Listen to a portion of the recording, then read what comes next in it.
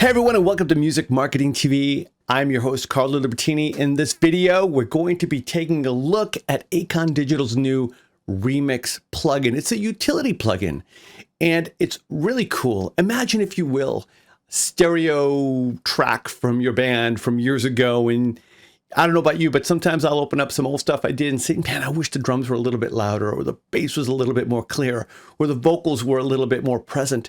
Well, now you can go back in there and you can remix, you can dive into these stereo files and actually have the ability to do that. That's exactly what Remix is bringing us here from the good folks at Acon Digital. Now, I created a session for us to check out some of this power, but of course, it's going to work best on your own audio. So in this video, we'll walk through some of the features and what makes it really, really special. Let's take a listen. I created a little session here using some of the creative tools I've got here in Pro Tools, so we can have some elements to work with. And I'm going to show you how to dive deep into Remix. All right, let's take a listen to this. Now, looking at the plugin, you can see that it's categorized: vocals, piano, bass, drums, and other. Now, I'll explain what that means. What this plugin's going to do is analyze your audio in real time. That's right. I inserted it here on my stereo track. This is a stereo 2 mix, and it's in real time. Just insert it and it's going to parcel it out for you. It's going to take what it believes the vocals are and give you a fader to control the vocals, solo, mute, and a sensitivity knob that's going to help you fine-tune vocal detection and separate it from the mix. And that's also what it does for a category called piano, bass, which be more like your low-end energy, drums, the percussive elements, and other, perhaps synths, some guitar textures, maybe even some of the ambience in your recordings. It's going to take all of those different kind of textures and give you independent faders here to control the levels. And that's just what the plugin just put in on a stereo track, and nothing else you've got to do. It just parcels it out for you. But what we're looking at here is, in my opinion, the real workflow advancement that I'm doing here in Pro Tools, for example, is here I've created 1, 2, 3, 4, 5 auxiliary buses, all of them representing the 1, 2, 3, 4, 5 faders that Remix is going to parcel out for you. And the way this works is by simply putting it as an insert under my bus. I could choose here from the I/O under plugin. You'll see Acon Digital Remix, and then you could choose vocals. And then you could do the same here for your next aux bus here and assign that to piano. And then the same for bass, drums, and other.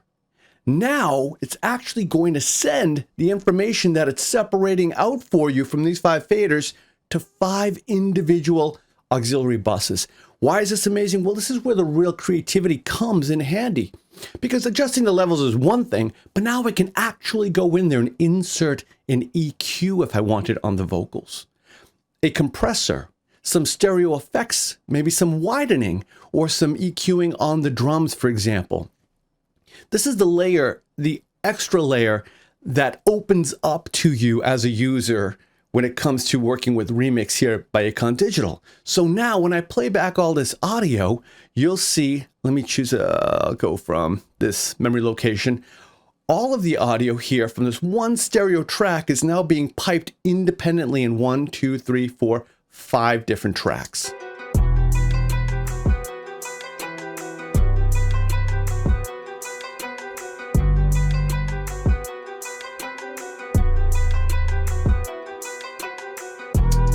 So let's do that. Now let's have a little fun. I'm going to solo what Acon Digital's Remix is identifying as bass and show you how some of these parameters work here with the bass levels. There you go. Now I can lower this.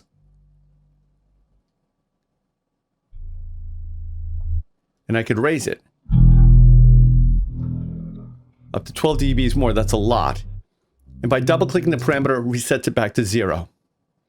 Now you can do the opposite and you can mute it out, or you could bring the fader down to 0 if you wanted to remove all of what it's detecting as bass content according to this sensitivity setting.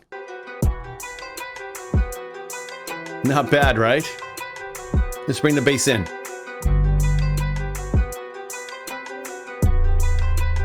Let's mute the bass. So hopefully you're working with me here. You can see some of the advantages. Maybe you wanted to record your own bass over this. You could actually print this file now without any bass guitar at all. I think that's really an amazing, advantage. Now, or you could go in there and EQ it. Maybe we'll do some of that in a moment. Let's talk about the sensitivity now. This knob is going to help you dial in how much of what it is AI detecting as bass from the rest of the mix. And this is going to be very content dependent. Remember that, because not all bass content is the same. Not all music is the same. Not all performance is the same. The overall, timbre and tone of your bass could be different. So the sensitivity knob is really going to help you separate or identify or articulate what more is going to be understood as bass. And it's simply right here. Goes from -100 to +100. Double clicking gives you a bass setting of 0. And let's try to separate this out a little bit more. Here we go. Ready? I'm going to turn the bass up so we can hear it a little bit more. If I increase, you see some of the other instruments are bleeding in now. Sounds pretty cool though, right? So by reducing this, I'm reducing the other instruments. Oh, that sounds great. Let's do that again. So let's add more of the bleed by increasing the sensitivity. You can hear some of the synth elements coming in. And let's look at that. -33.6 is a good setting for that bass.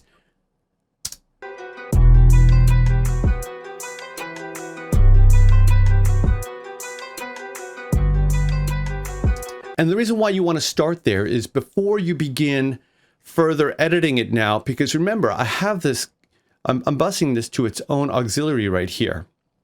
Now with it separated out at this setting, we can now further begin to edit this bass. I can add an EQ. Let's actually do that right now. You'll see that I have right here a little Sans amp. We're going to actually change the entire tonality of that.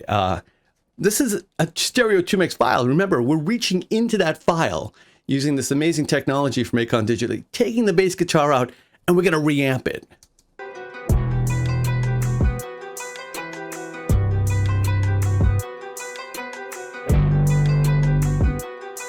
Add some grungy distortion there. Here's without the Sans amp. Regular bass guitar. Now let's trash it a little. Yeah. That sounds really good, actually. Oh, yeah.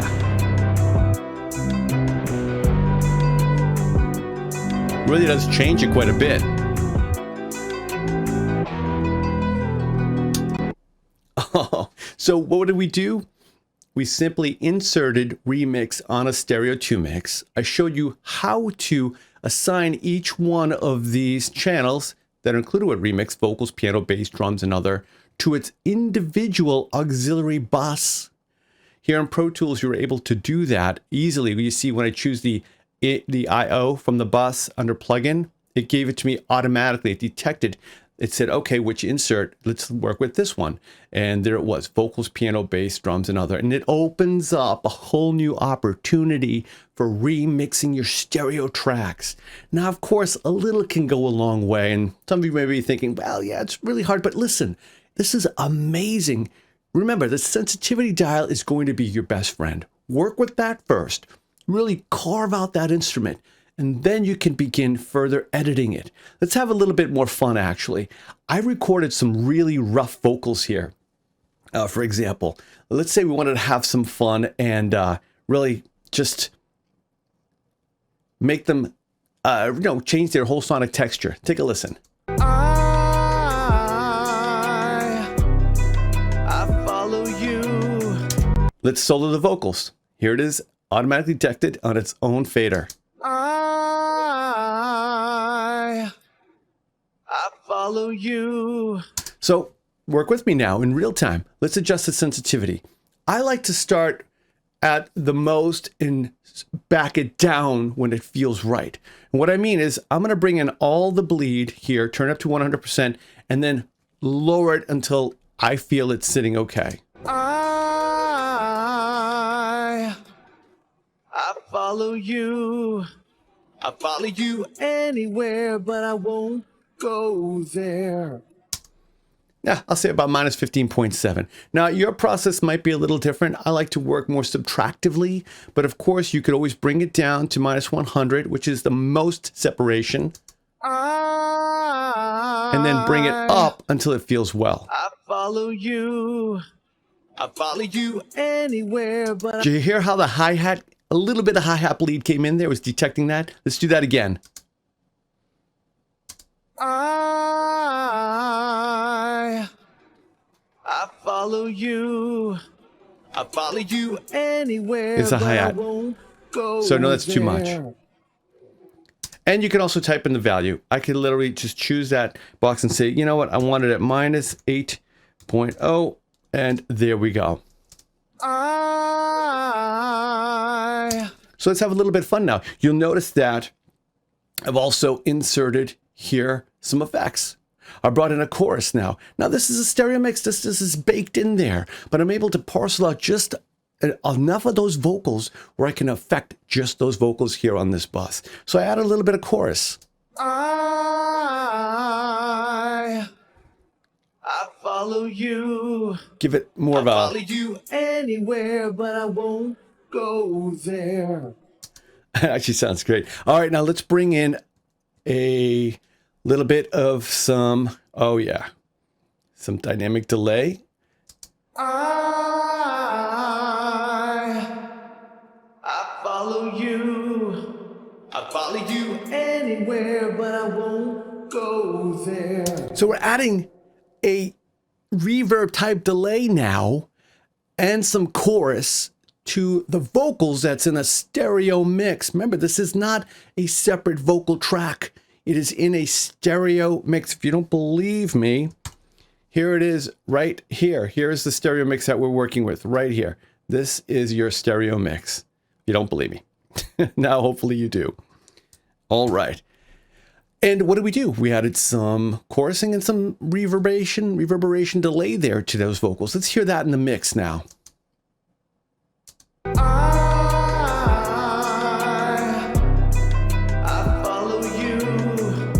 I follow you anywhere, but I won't go there. Now, of course, your work is going to be different. What I'm really trying to highlight here is the process. I'm giving you the tools. We're really giving you a deep dive into Remix by Acon Digital, because this is how you really open up its full potential. Yes, you can simply insert this plugin on a stereo mix and it'll give you the ability to adjust levels. That's great.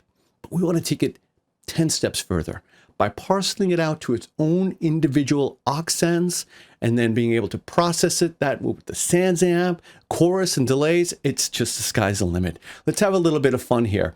Let's go to our drums. Let's solo out the drums now and take a listen to its separation. I'm turning the sensitivity up to 100.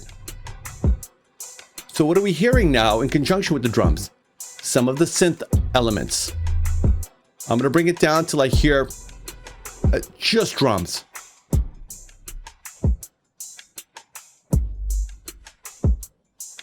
There we go. Let's mute the drums and play back the whole track.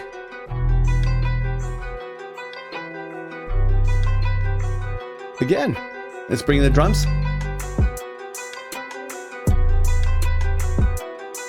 Let's mute them. And let's solo the drums.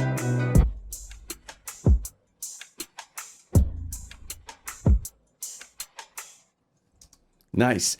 Also here on the drums, you'll notice that I added Acon Digital. I added equalizer 2 here. So to show you that you can insert, if you want to adjust the tone, or you want to equalize something, maybe boost or cut something, well, it's easy as this. I added this on to the drum bus here that we have. There you go.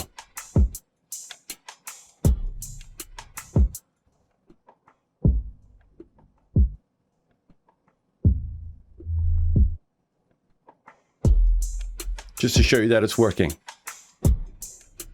Let's do that in the whole mix.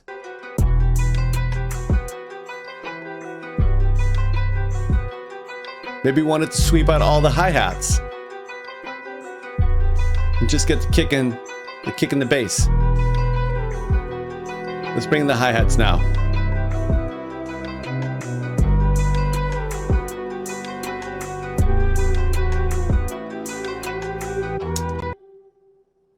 And one more. Let's talk about the important other fader right here. What's going to be piped into here? Well, again, this is going to be program material dependent. If you're working with maybe horns or acoustic elements or synths like we are here, all of that's probably going to be piped into the other channel, which is right here, which was automatically created when we created the aux bus and chose to send it to our other. So other is coming out here, and let's take a listen to what it's separating out for us. And see if we have to adjust the sensitivity. Now you notice with the sensitivity at max, we're getting some of the kick drum and bass elements in there. But we want to keep that in the drum channel and the bass channel. So I'm going to adjust the sensitivity to just give me what other is.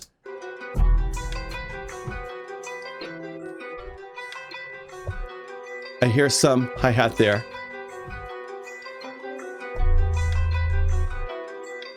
There. So one thing I like to do is mute the other so I can just hear the other elements now for a reference.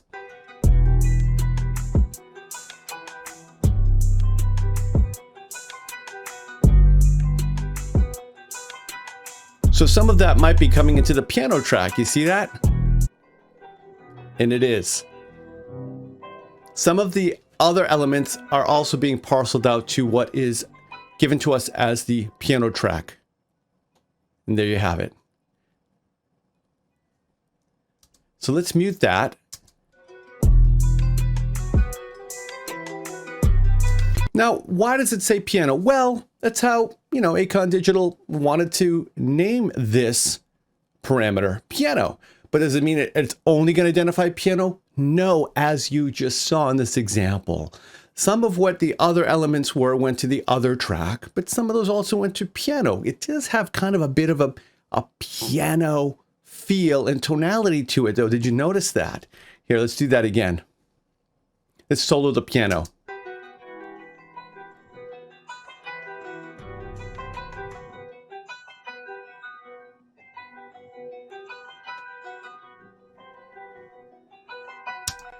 And let's solo the other track and hear them in comparison.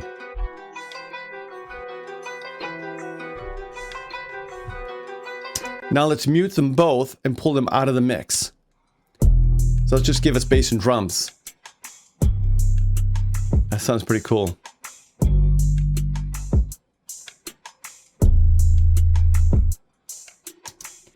So you can see that Remix by Acon Digital is a lot more than just changing levels.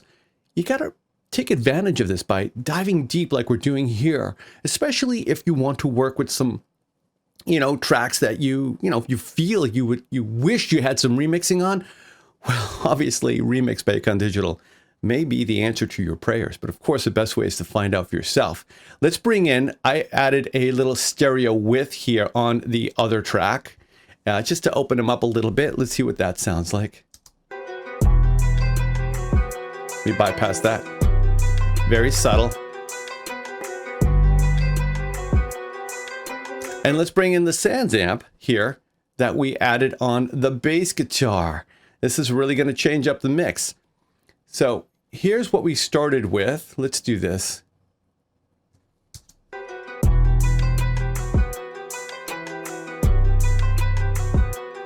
And using this technology, this AI technology from Acon Digital and here in Remix, we're now able to parcel out each one of these identified channels, and we're going to remix it.